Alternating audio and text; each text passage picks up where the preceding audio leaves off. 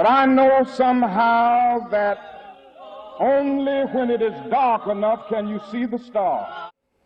Today honors the memory of civil rights activist and Reverend Dr. Martin Luther King Jr. He's remembered for his actions during the civil rights movement in the 1960s. His I Have a Dream speech is one of the most famous and recognizable in American history.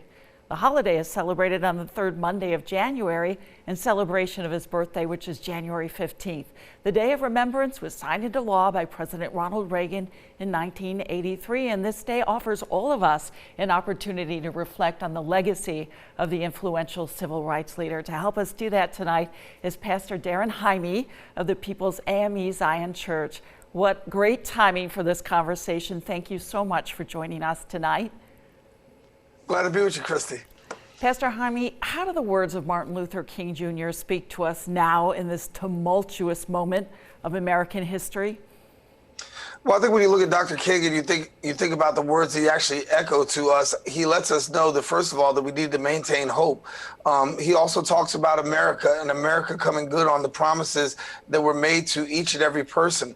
And so when we look at what's going on in our society, we see social unrest, as we just saw the events that took place at the Capitol and things that are going on across our nation with political partisanship and the like. I think Dr. King would be calling us together to really get America to become the United States of America and no longer the divided states of America, which actually permeated the 60s during his life and his legacy. Yeah, let's talk about that January 6th event, the sight of Confederate flags in the nation's capital. Does that underscore how much more work has to be done before we can become the kind of nation King imagined? Well, there's work that always has to be done. When we look at what's going on right now, Dr. King, we know, was assassinated dealing with the Poor People's Campaign, looking for economic rights and economic justice. Economic justice are the same things that we're fighting for today. Ironically, when you look back at 1963, 1968, affordable housing, jobs, the economy, these were all things that were on Dr. King's platform. When we look today, those are still things that we're dealing with in 2021. More than 50 plus years since the death of Martin Luther King, and we're still fighting, unfortunately, the same old fight. Yeah, it's a complex world, right? Seemingly never-ending division. So what can all of us do to help better convey King's message of unity? Well, I think when you think about Dr. King, one of the things that we have to think about is he regarded everyone as someone. Unfortunately, in this country, you do a good job of devaluing people and prioritizing who's important, who's not. We've got a lot of partisanship that's going on, but Dr. King cared about everyone: black, white, Hispanic, Asian, all classes of people, from high class to no class. Dr. King was an advocate and encouraged all of us. He said, whether you're base black or treble white, we're all important in God's sight. And so it's important for all of us to really understand that we do have to come together.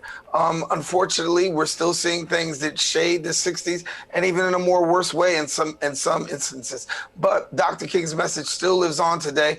There's still a lot of work to do, but work takes change agents. And so we need people who are going to be change agents to also help in this process. Well, it is a federal holiday and the only one dedicated to service. In Dr. King's words, and this is my favorite quote, everybody can be great because everybody can serve. And as you have told us before, this isn't a day off, it's a day on. Tell us about that.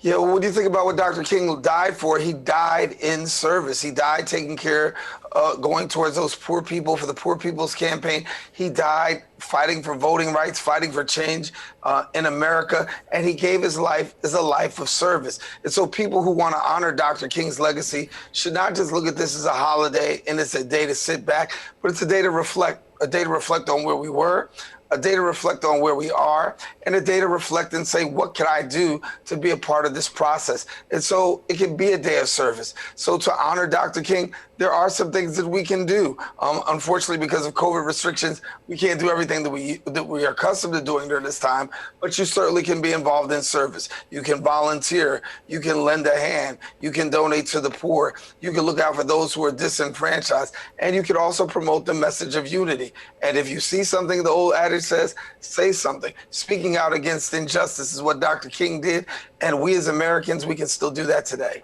A day everybody can be great. Pastor Jaime, thank you so much for helping us to reflect on King's relentless pursuit of social justice. He did make America better. Thank you. Thank you, Christy.